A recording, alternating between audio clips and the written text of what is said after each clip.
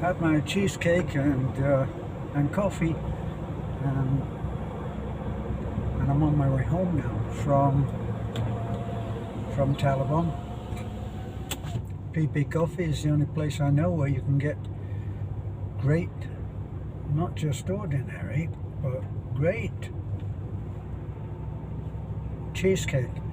Now, I may be focusing occasionally on driving, so don't be surprised if I have to deal with something like somebody sitting on a white line. Why don't I talk about the challenges that would face any foreigner coming to the Philippines? So I can tell you that quite possibly the greatest challenge that any foreigner coming to the Philippines will find. Let me just talk about Bohol. Bohol is what any Filipino will call the province. The province. Yes, there are different provinces, but they refer to the province. A province is a whole condition, not just a place. It's a whole different way of life. Give you an indication. When we were doing one of our feedings yesterday, in fact, and some of the local government officials wanted to come over and meet me because of what we've done in the past to try to improve the conditions on the road. Now, the conditions on the road are, for most foreigners, dire. They are extremely, and I'm not doing what the Filipinos called OA, which is overacting. Conditions on the road are very, very bad, because such is the what can we say? Such is the way of life here. People are operating on an extremely low income, and so something that would only cost a few hundred pesos is not going to happen. Now, one of the things that the two officials that came and talked to me, along with our friend who is an officer, is a police officer of long standing, I believe, with PNP. PNP is the Philippine police. So what they wanted to talk about was that they had homed in on the same thing that I have, which is that possibly 50 or 60% of the motorcycles on the road here in the province have no lights. Now, not only do they not have any lights, but there's no training. And this is the problem, is that there's no training. Now, how come there is no training? I know in America, now, I remember my friend Kathy Crawford, who actually decided, a lady decided that she wanted to learn how to ride a bike. So she applied, and she was required to take a course in riding a bike. How do you ride a bike? Well, you can just hear, I'm sure, what I just heard as a young guy, probably with no registration. I didn't see a number plate, just flashed by, and Kathy went, and she had to rent a motorcycle, and then she had to do tests. But the tests were not just about riding. I mean, anybody can learn to ride, maybe not be so skillful, actually, honestly, give it credit where it is due. The Filipinos grow up with motorcycles from a very early age. When a child whose family is lucky enough to have a motorcycle, but when a child is barely able to sit up and support their own head, really, if they're able to sit up, they will sit on the gas tank of the family motorcycle, and they'll hold on to the bar that usually goes across as a stabilizer, strengthener on any motorcycle handlebars. And the child learns from an incredibly early age, before the age of 1. I would definitely say that. Before the age of 1, they know how to sit safely on a motorcycle and hold on and balance and not feel in any danger. So naturally, when they get to about the age of 7 or 8, believe me, they may be riding that motorcycle, if they're big enough, riding the motorcycle, taking their mom to work. So it's what's lacking is that my friend Kathy would describe what she had been taught, what she had been required, what she had been required to be able to do, included staying safe. Now, staying safe takes in a huge number of things that in the province are not enforced. Back lights, front lights, the way that you have your lights on full beam when you're able to, and then dip when you have to, because of your consideration for other people. Now there's a man doing a 3-point turn on the national highway. You wouldn't be able to get away with that. Now there's no point in coming here and thinking that you're going to tell people you'd never get away with that here. There's no point, because now this may be a real hard one for especially educated, clever, skilled foreigners to come here. Now, here's the bad news. When you step off the plane with all of your knowledge and all of your skills and all of your know-how about how to teach people to do what you do. You may be an instructor in a college. You may be an absolute fountain of knowledge. But here's the bad news. The Philippines is not going to change when you put your foot on the ground here. The Philippines has its way of life. It has its way of life, and like it or not, it is keyed in exactly to fit the level of finances that are available here. And that's something that will not change in a hurry. Now, when I was talking with these two officials from the local government, they're explaining to me that they think it's a good idea to do what Beth and I did, and that was to give, we went out and we bought, I don't know, 100 or 150, maybe 200 kits of front light, back light, and indicators, or however you want to describe that. I call them indicators, to indicate left and right. So we bought those, and what we did was we set up at the side of the road,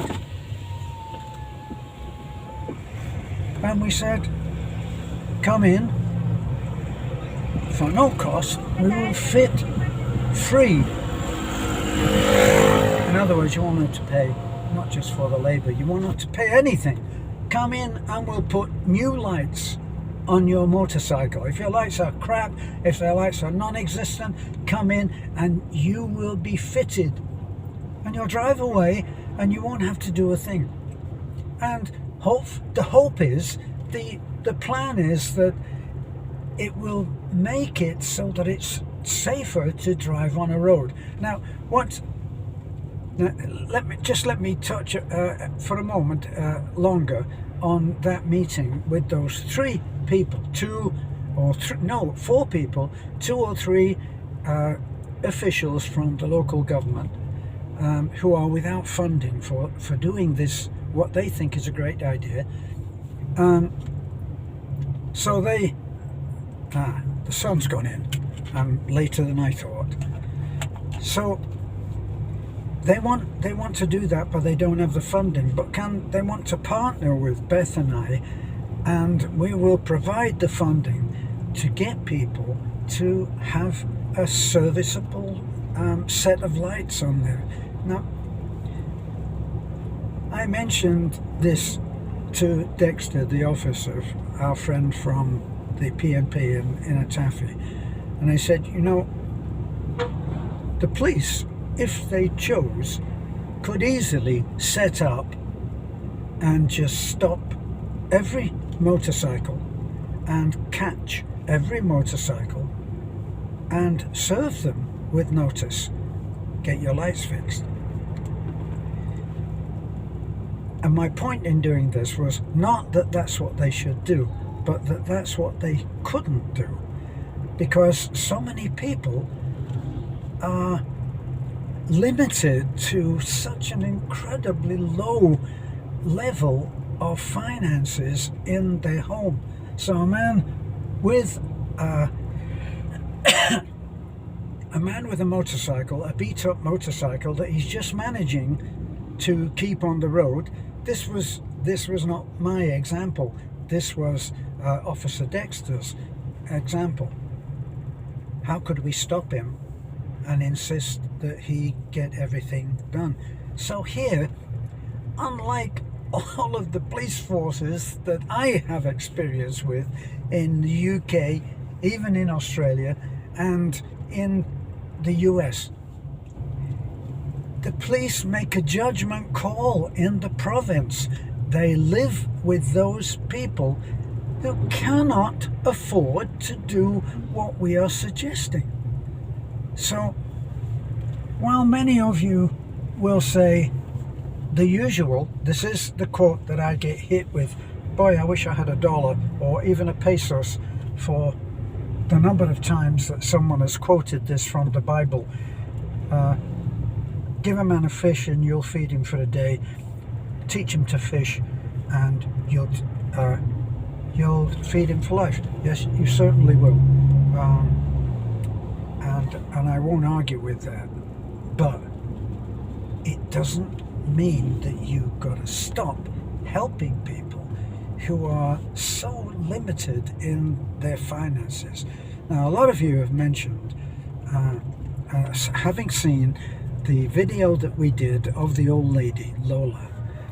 We met Lola, must be 2 or 3 years ago now, and Lola was 84 years old then. She's still 84 years old, because there is no birth certificate, and quite honestly I think that she's at least 95 years old, or possibly 100, but she's a very old lady. Now, she works when we met her, we had to wait at her house. We heard about her and that there was a very old lady and she was living alone at that time, we thought. It turned out she was living with her son, but her son is low-level income, and we went to see her. We had to wait until she came from her job, and her job was working in someone's yard for a day for, I believe, 80 pesos, not even $2.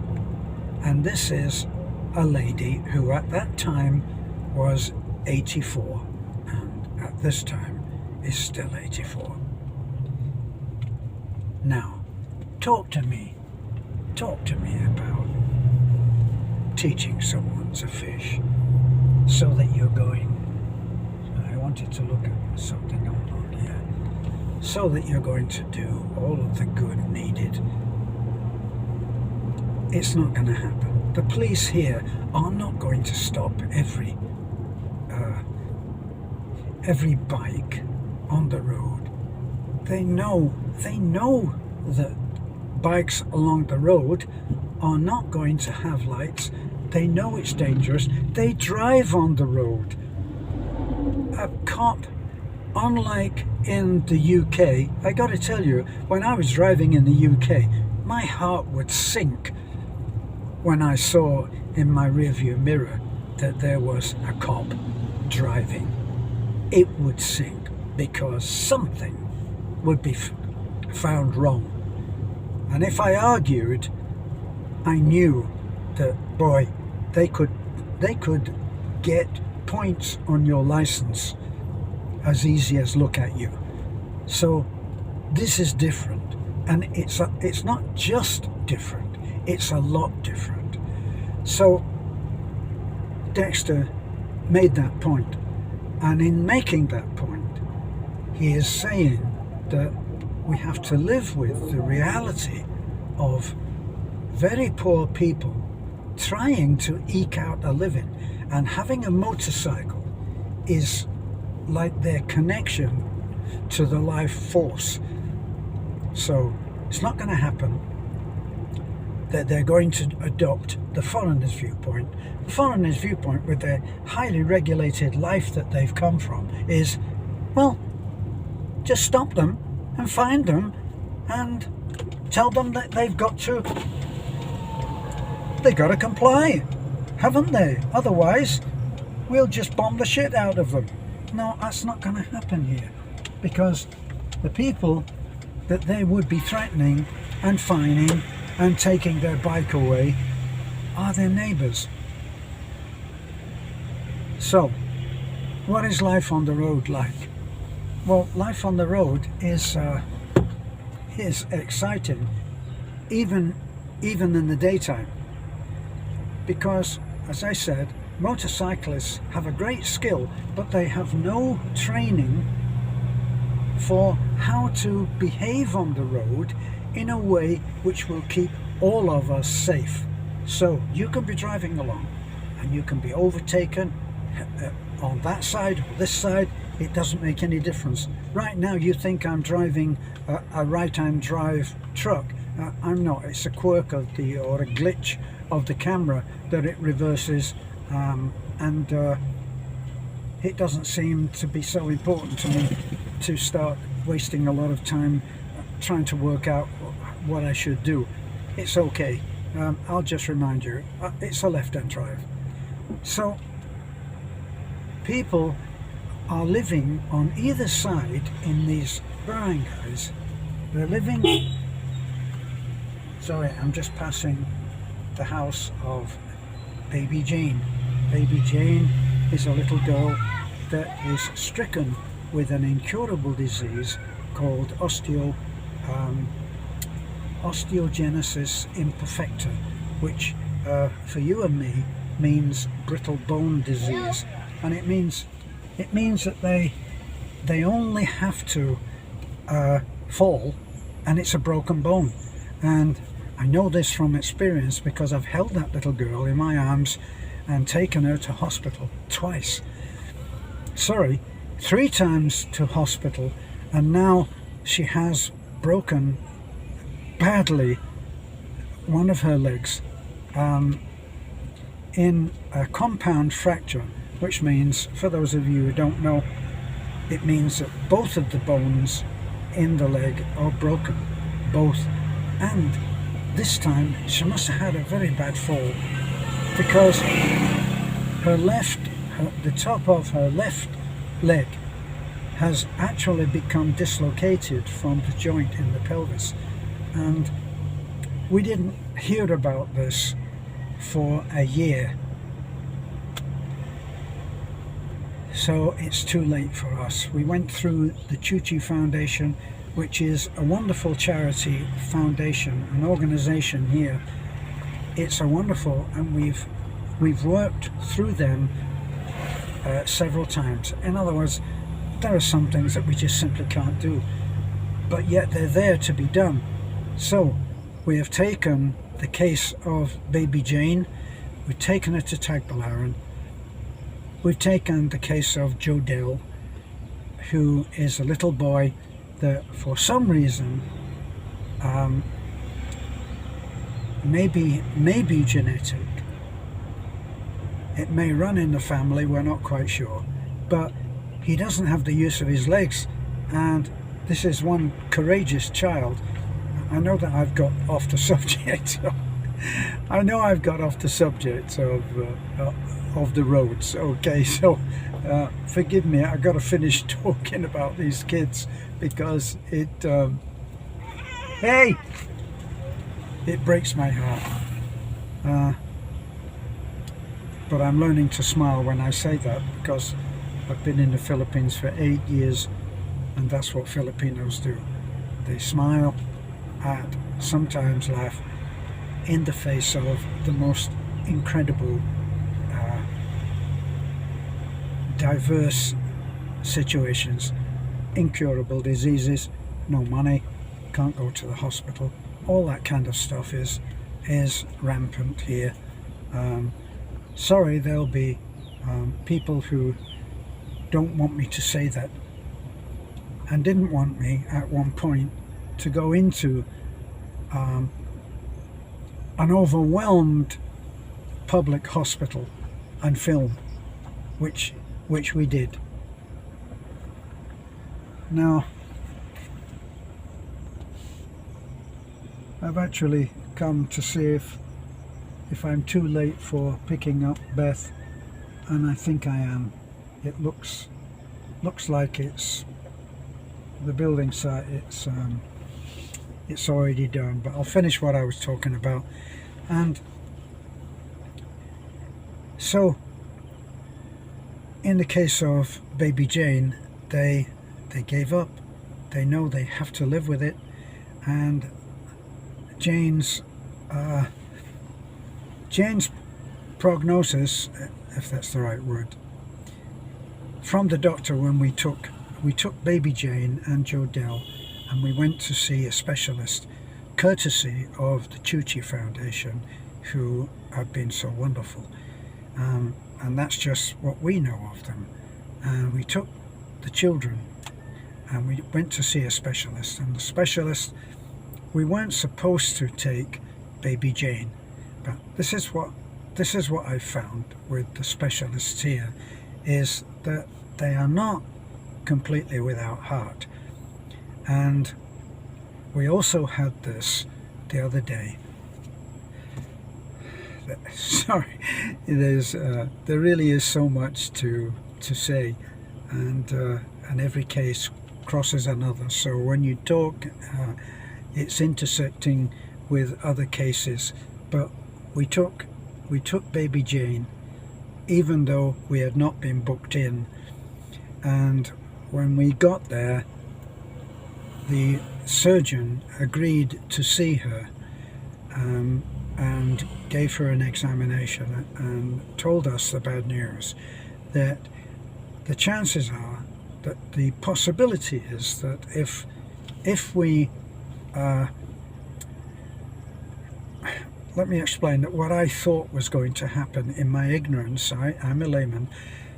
What I thought would happen is that we would, trying to block out that bright light, we thought that they would simply, in foreigner speak, would take the child into hospital, would operate, would put her under, would break the bones and join them again and pin them together, and then she would have probably, I don't know, maybe 1 or 2 months in traction, and then she would be walking again. No, not so. He told us that if we operated, and he said, I know that that's what you think we could do, but there is a chance that she will never be able to walk again if that is done at this age. Baby Jane is about 10 years old. So what they were saying, and I was in disagreement with this at the time, no, I don't want that to be the case. I want my baby Jane to be walking. that wasn't to be. So we haven't been able to change the life of baby Jane. This is not our first disappointment, of course. We couldn't save baby Faith, who had encephalitis, I think is a thing, where the head just gets filled with fluid, and eventually we lost Faith as well. Jodell, it seems that maybe he could be helped with therapy, but the therapist lives in Tagbilaran, and we can't afford to be driving up to Tagbilaran 2 or 3 times a week to make any difference for him. So at the moment we're at a standstill. Now, our latest disappointment is what many might criticize me for calling him the Elephant Man, but the Elephant Man had a whole similar thing wrong, that somewhere behind here has started to grow, and as it's grown, there's a growth in there. This is only since August, is what his wife told me. Well, we went up into the mountains, a long way over into the mountains above Gindulman, and we went there. Took almost an hour of driving in the truck up into the mountains. Incredible, beautiful view, so it's a bittersweet thing. And when we got there, amazingly, I said, how can he possibly walk? Well, we learned anyway that he could never have walked. He couldn't walk on a flat surface when we got him to hospital. So what they did was they tied him to a bench, and they carried him. Now, let me tell you that if you haven't seen the video, the walk, just for me to walk to that house, once we got to a place on the road where we could leave the truck and then walk to their house, was difficult enough for me to do, just on foot. Alright, I'm no mountain goat, and probably they don't notice it. But then 3 or 4 of them carried him on this bed down to the truck, and they'd found this little tiny barangay ambulance, and the ambulance took him to hospital. We followed and we talked to the surgeon. The surgeon told us, you need to go not to a private hospital where the prices will be incredible. An MRI, a CT scan, and some other tests which would have to be done and which would cost a lot of money. So go to the public hospital, and he recommended what we should do, and they are prepared now to admit him. But as an aside, it doesn't look hopeful. It's as simple as this.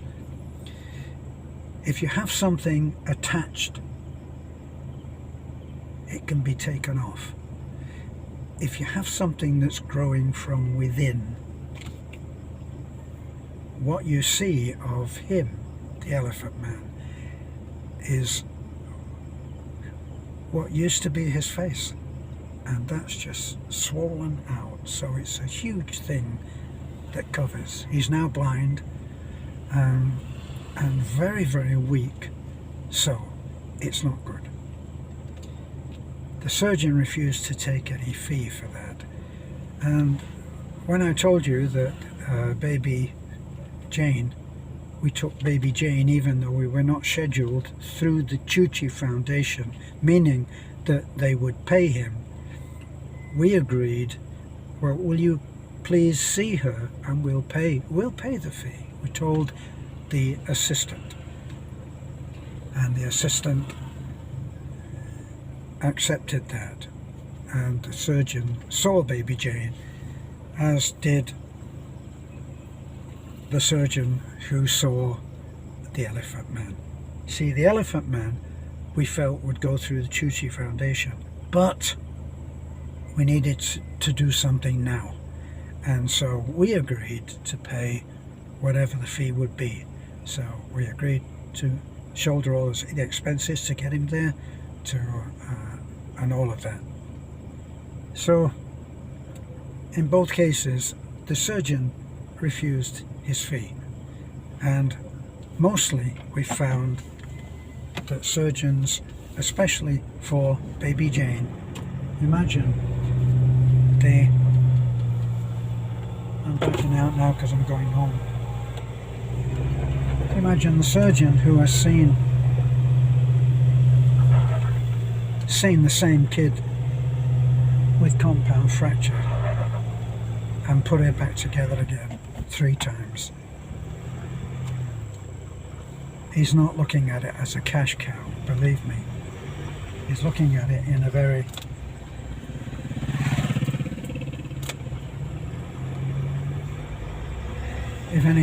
a very humanitarian way. Well, I think you can probably see that we've lost the daylight. I put the light on in the interior light on so you can see. But anyway, we're back to doing what I always said that I wouldn't do, and that's after our day out at Tagbilaran, I said I'm not driving anymore in the dark. I guess you just have to do a man has to do what a man has to do, or some crap like that. So I waffled on, as is my wont, and so I will let you go. Thanks for looking in. Bye for now.